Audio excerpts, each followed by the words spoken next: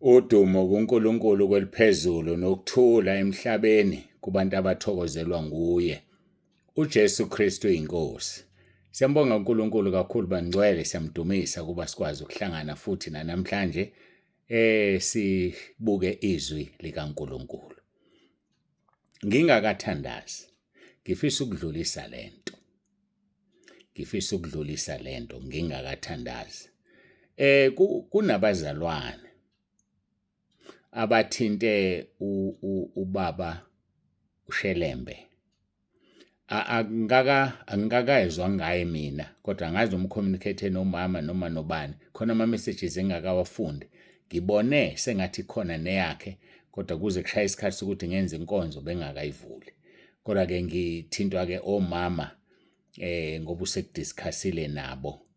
Kunabantu abafuna ukuletha abantu enkonzweni abangakwazi ukuzisiza. Abantu abangakwazi ukuzisiza. Niyalazi ibandla lenu bafowethu, niyali-understanda. Uma uletha umuntu ongakwazi ukuzisiza, okokuqala uzolalaphi? Alale nobani? Asizwe ubani? Uke wazibuza lo mbuzo? Uzolalaphi? Alale nobani? Asizwe ubani? Sibasaphi abantu abangakwazi ukuzisiza? Ngitsheliwe ama-branch awenza lokho, ngiyamangala ukuthi abefundisi abaholi bama-branch bayazi ukuthi la asinaso isibhedlela, asinayo indawo yokuhlala abantu abagulayo, asinabo onesi. Uma uletha umuntu ongakwazi kwenza lutho, umsaphi. Bakwenzile abanye last week or the other week, saphendula saxolisa. Thina la ekhaya lezwe sinenhlanhla bazalwane yokuthi kunemkhuleko esinayo. Yini lo muntu ungamniki lo mkhuleko? Kwenziwa yini ungamniki lo mkhuleko? Uma engasindi ngawo, ngeke asinde mayesesenkonzweni.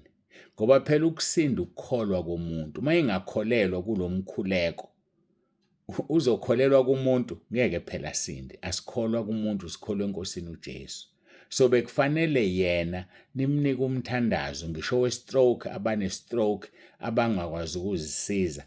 Ngiyacela bazalwane ningabalethi, ngoba phela akekho umuntu ozomgada. Ake ngenze example, uma engowesilisa uzoya kuliphi i-toilet? Uzoya kuliphi? Labesilisa? Right. Aphelezele umuntu wesifazane? Akakwazi ukuphelezela umuntu wesifazane. Imuphi umuntu wesilisa ozoqhamuka esikhaleni ayosiza umuntu etoilet? Uma engowesifazane, mhlambe kungcono abesifazane bangalekelelana, kodwa nje siyacela umuntu ongakwazi ukuzisiza, ongakwazi ukugeza, uthi mayeselela akakwazi ukuvuka, ongakwazi ukulala esponjini, siyacela ningamlethi. Akasizwe imkhuleko uNkulunkulu akasiphe yona ephilisa abantu, evusa idumbu ezifile. Uma yena engavuki lapho, uma kuwukuthi uzela inkonzo, ufuna inkonzo, yini angayilaleli inkonzo ekhaya? Yini angayilaleli ekhaya inkonzo? Uyilalela kuphi ngamanye ama-Sunday? Yini afunele kaJulayi? Imibuzo le kufanele ngabe uyibuza wena mfundisi, unesibindi nje sokuthi uzudlulisele kubaba uShelembe inkinga efana nale, uthi enze njani ubaba uShelembe? Mase sitshelile thina senze njani? Ngiyayibuzela nje. Uma bekuwena usecathulweni zethu, ubuzokwenze njani? Akufani mhlambe namanye amabandla. Imkhuleko siyinikeziwe. Bayasinda abane-stroke kuleyo mkhuleko, abanye abasindi. Ongasindile kulowo mkhuleko akazusinda mayesela. Ngoba kumina ophilisayo, inkosi uJesu ephilisayo, iyona eyathi angenze lo mkhuleko. So uma lo muntu engakholelwa kuwo, ngeke kumsiza ukukholelwa kumina ngoba mina ngiphilisi. Ngiyanicela bafowethu, ngiyanicela kungaqhubeki noma kungaphindi kwenzeke. Umuntu ongakwazi ukwenza utho nimsaphe enkonzweni. Uma ezela inkonzo akayilaleli ngane ekhaya, nimvulela uYouTube, ayibuke kwi-TV big screen, noma alalele uWhatsApp. Uyapi enkonzweni? Angi-understand. Mayifuna umkhuleko awukho umkhuleko wesifo ongekho. Awukho, khona nje wezifo zonke esisanda ukwenza ngenkonzo enye kwaphila inqwaba yabantu.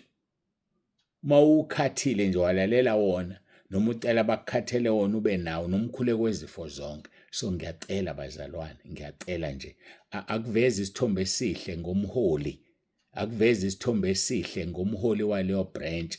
Usho ukuthi akanaso isibindi sokutshela abantu abeze kuye bathi sifuna ukuhamba nosibanibani nje. Akanaso isibindi. Ufuna ukucasha ngomuntu kuthiwe ngeke kwazi ukunakelela. Awusho ngani wena ngoba uyalazi ibandla lakho. Amagwala awangene ezulwini. Mela iqiniso. Limele nje iqiniso. So ngiyacela ke bafowethu, umuntu ongakwazi ukwenzane egula singamlethi enkonzweni. Ngiyacela. Organizeleni ifone, alalele ku WhatsApp noma iTV, abuke ku YouTube. Bayasinda ngisho bebuka ku YouTube. Bayasinda ngisho belalela uWhatsApp. So sikuphi isidingo sokuthi umuntu ngiyaxolisa ukulibeka ngalendlela azoba umthwalo kubantu abangamazi. Noma ngabe uhamba nomuntu omaziyo, but uma uhambile ungekho ekhaya kuyinkinga. Phakathi nenkonzo ufuna ukuya etoilet, ufuna nimtatamise, kuphazamiseka abantu enkonzweni, aphume ehamba kabuhlungu ebheke enkonzweni. Enyameni ebheke etoilet. Ngiyacela bazalwane, ngiyacela, ngiyanxusa. Siphiwe imkhuleko ephilisayo. Akaphile umuntu lapho umuntu uphilisa ukukholwa kwakhe. Mayingaphili kulo mkhuleko akavuma izono. Izono ezidala ukuthi abantu bengaphili. uRoma 10:9 awuphilisi ukuvuma uJesu. Kodwa uma ukholwa ugcina uphila. So miningi imkhuleko ephilisayo. Kodwa phezulu kwakho konke sivuma izono eziwudonga ngoba noma Baba uNsibanda ngakukhulekela isono siwudonga sidala ukuthi uNkulunkulu mayesefuna ukukusiza akakwazi ukukusiza. Isaiah 59:1 kuya ku2. Ngiphinde Isaiah 59:1 kuya ku2. So abantu abasufuna izinto zikaJesu bengamfuni yena. Angiyena mina lo mfundisi ohambe beka izandla abantu enkonzweni abafuna ukukhulekelwa mabeze. Angikwenzi lokho. Niyangazi funeka abantu bethandaza uRoma 10:9 qala before bakhulekelwe. Mayingasindi lapho kufanele avume izono zakhe ngoba izono ziwudonga zidala ukuthi angasizakali. Ngiyafisa ukungaphindi sikhulume lento. Ngicabanga ukuthi sengiphendulile kubo bonke abanaleyo nkinga abafuna ukuletha abantu abangakwazi ukuzisiza. Abanye abakwazi ukulala phansi esponjeni, abanye bayakwazi ukulala embhedeni. Asinayo imbhedi, very limited imbhedi. Siyibandlelisha, asinayo imali yokuthenga imbhedi. Ngibhizi manje ngizama izindlu zokuthi nilale. Manje sekuzoqhamuka isidingo sokuthi kufuneka imbhedi. Ngizoyithatha phi imali yembhedi? Siyafanele sakhe izindlu. Okubuhlungu ngephasika abantu balala ekhaphothi ngoba indawo yokulala ingekho. Manje soyithatha phi indlu yomuntu oyedwa okufanele anakekelwe ngoba noma ungamthatha umuse eBnB umbhukhele khona. Yiphi imoto uzogibela kanzima, ehle kanzima, eyongena eBnB, aphinde aphume ekseni eselandwa imoto. Yiphi lo moto bafowethu ngiyacela ake sifunde ukuthandaza. Nkosi, ahambeni lo ayinkonzweni. uNkulunkulu uzokuphendula. Hayike ngiyabonga ke ngidlule la siye enkonzweni. Ngidlule siye enkonzweni. Siyambonga kakhulu uNkulunkulu. Kukhona okunye okusalayo ebengifuna ukukusho. Bengifuna ukunibonga. Ngiyabonga kakhulu kulaba abangicabangelile. Angiwavalanga ama messages this week. Kodwa izolo Monday ngithola few kabi asemaningi ke namhlanje angazi aseqhamukapi. Sibhizi. So ke ngicela ukusho manje siyadena ukuthumela ama messages namhlanje. Ngoba kukhona abangicabangelile. Ngiyabonga kakhulu ama messages abephansi kakhulu izolo. Asiyaqala ukuba maningi namhlanje. Ngicela ukwavala ke namhlanje ama messages siwabone Monday ngoba kuningi engikwenzayo. Ufuna ngenze iprogram, ufuna ngihambe ngoyiprinter, ufuna ngilungise inkonzo. Kuningi ngiyayaluza. Siyathunywa la kuthiwe lapho ugesi awukho ngithathwe uelectrician solungisa ugesi. Kuningi bafowethu. Ngicela sigcine manje singathumeli lutho kuze kube umsombuluko. Asithumeli lutho kuze kube umsombuluko. Kodwa mangibabonge bonke abanezinto abebefisa ukuzithumela but abathumelanga ngoba bengicabangela. uNkulunkulu anibusise, uNkulunkulu anibiyele. Ngiyabonga kakhulu. Bengingavalanga kodwa base bengicabangela. Ngiyabonga uNkulunkulu anibusise. Aninike isibusiso esikhulu sokungena ezulwini ngoba niyangithanda. Lithi izwi lenkosi masithandaneni ngoba uKristu wasithanda. Ngibonga uthando eningithanda ngalo. Ningangikhohlwa emkhulekweni yenu ngoba nami ngiyanikhumbula. uJesu Kristu inkosi. Asikhulekele-ke inkonzo, sesihambe kakhulu isikhathi. uJesu Kristu inkosi.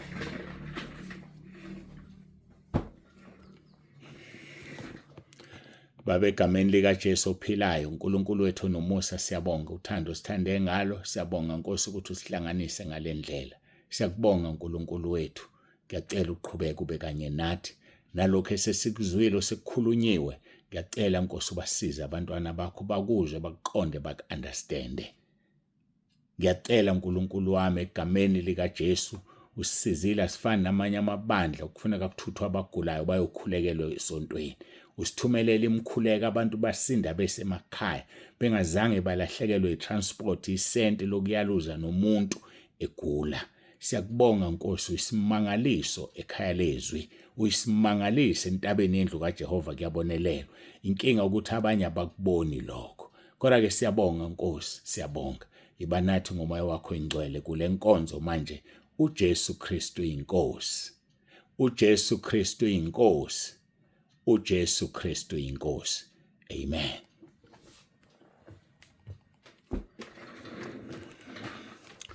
Ngcwele-ke siqhubekeni-ke nenkonzo yethu. Siyambonga uNkulunkulu kakhulu, siyamdumisa, akekho ofana naye. Safunda-ke uMathewu chapter 5 uverse 10, 11 and 12. Babusisiwe abazingelwa ngenxa yokulunga ngokuba umbuso wezulu ungowabo. Verse number 11. Nibusisiwe nxa benithuka benizingela bekhuluma konke okubi ngani beqamba amanga ngenxa yenu. Verse number 12. Jabulani nithokoze ngokuba umvuzo wenu mkhulu ezulwini, ngokuba kanjalo babazingela abaprofeti abanandulelayo. Izolo-ke siphethe sikhuluma ngoStefane nentshumayelo yakhe eyisimangaliso, noma siqale lapha kuverse 51. uStefane nizomkhumbula washumayela egcwele amandla kaMoya oNgcwele, wagcina ekhandwe ngamatshe.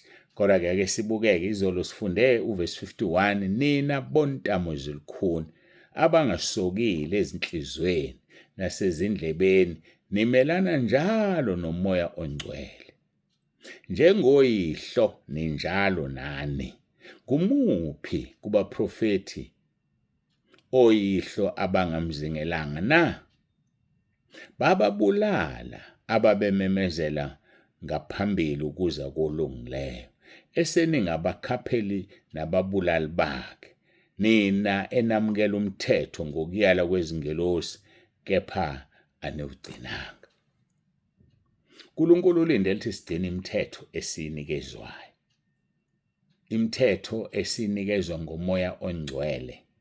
uMoya oNgcwele mawusuzihlanzile, wazivuma izono zakho, wagezwa egazini likaJesu, wabhabhadiswa emanzini. uJesu esekubhabhadisa ngoMoya oNgcwele nangomlilo. Abanye-ke bengakabhabhadiswa nokubhabhadiswa, inkosi uJesu yabagcwalisa. Washo njalo uJohane uMbhaphatisi, wathi ukhona ozemva kwami engafanele ukuthinta umchilo wesicathulo sakhe. Mina nginibhabhadisa ngamanzi kube ukuphenduka, yena uzonibhabhadisa ngomlilo nangoMoya oNgcwele. Abesetha imbenge yakhe yokwela isesandleni sakhe, uzoshanelisisa isibuya sakhe. Uyasefa, imbenge yakhe yokwela isesandleni sakhe. Uyenako osibhabhadisa ngoMoya oNgcwele nangomlilo. So-ke uStefane wayebhabhadisiwe egcwele amandla. So-ke uma wena unoMoya oNgcwele, umthetho wamukela kuMoya oNgcwele. La-ke uStefane uthi, nina enamukela umthetho ngokuyala kwezingelosi, kepha niwugcinanga. Ngithi-ke mina, nina enamukela umthetho ngokuyala kaMoya oNgcwele, still aniwugcini. Kwenziwa yini lokho? Nokho-ke isihloko esigijima naso sithi nxa benizingela nithuka ngenxa kaJesu nibusisiwe.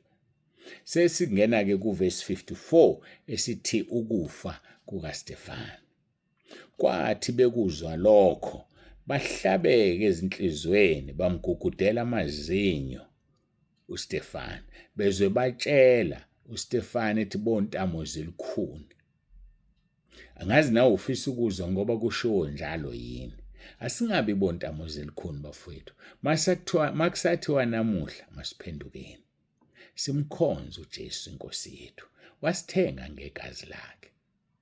Sibe nesibindi sokuthi sithi uJesu Kristu inkosi. Kube inkazimulo kuNkulunkulu Yise. uJesu Kristu inkosi. uJesu Kristu inkosi. uJesu Kristu inkosi. Ngilindele ukuthi nawe usho emva kwami ukuthi uJesu Kristu inkosi, ngoba ngiguqisa amadimoni mangisho njalo. Ngikhafula umlilo. So mangiguqisa amadimoni ngikhafula umlilo, wakhafulela kubani? Ukuthi asuke eduze kwamahambi, azoza kuweke uma nawe ungasho ukuthi uJesu Kristu inkosi.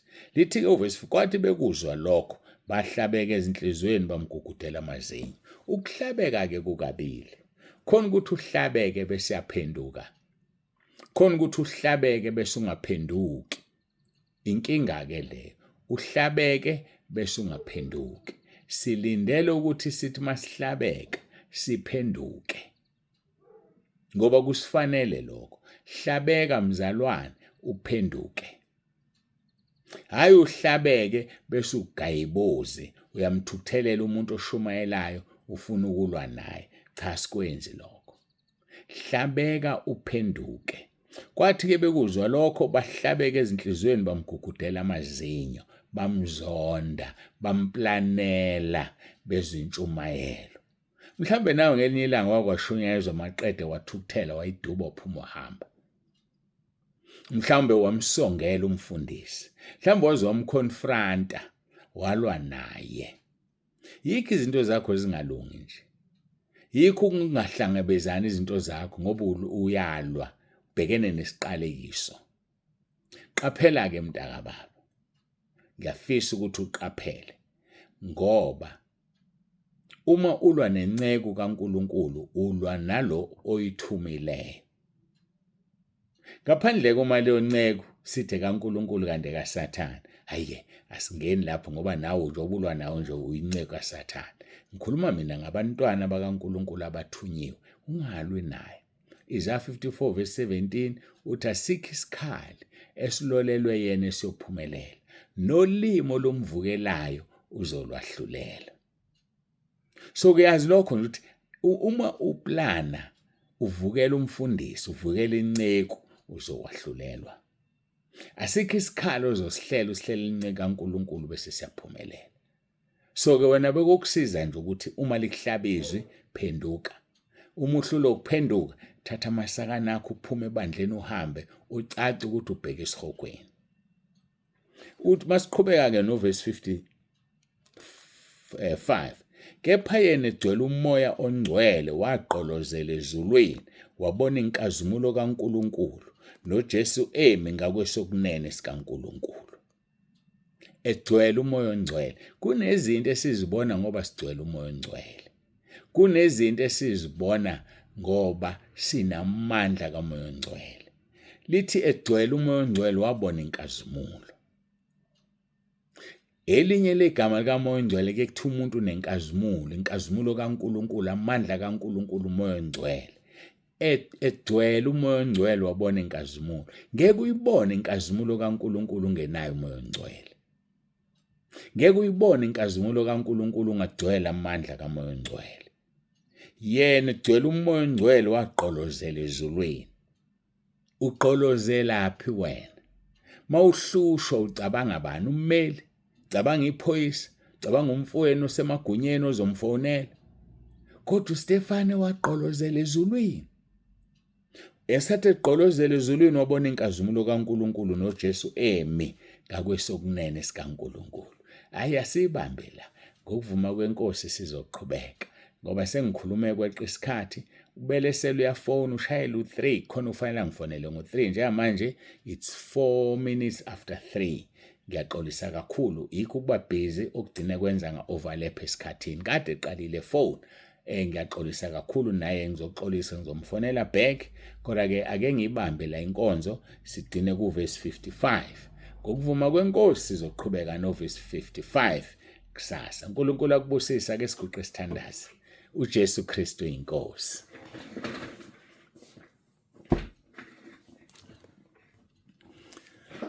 Baba ongcwele, Baba olungileyo, uNkulunkulu wethu onomusa, siyathoba phambi kobuso bakho.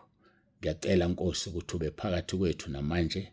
Siyabonga ngenkonzo sisiphe yona. Busisa kube yilowo naloyo olalelile umbusise. Kube yiloyo athathe okufitha kuye kuzomsiza, kube umphako wendlela. Sisahamba uhambo olubheke ezulwini. Siyabonga ke uNkulunkulu wethu, udumo lonke lungolwakho lukufanele, izikhathi zingakabibikho namanje kuze kube phakade. uJesu Kristu inkosi. uJesu Kristu inkosi. uJesu Kristu inkosi. Ngiyabonga. Amen. Siyambonga uNkulunkulu wethu kakhulu bangcwele, siyamdumisa. Nibe nosuku oluhle, uNkulunkulu anibusise. Baba uNsibande uyavalelisa uthi uJesu Kristu inkosi.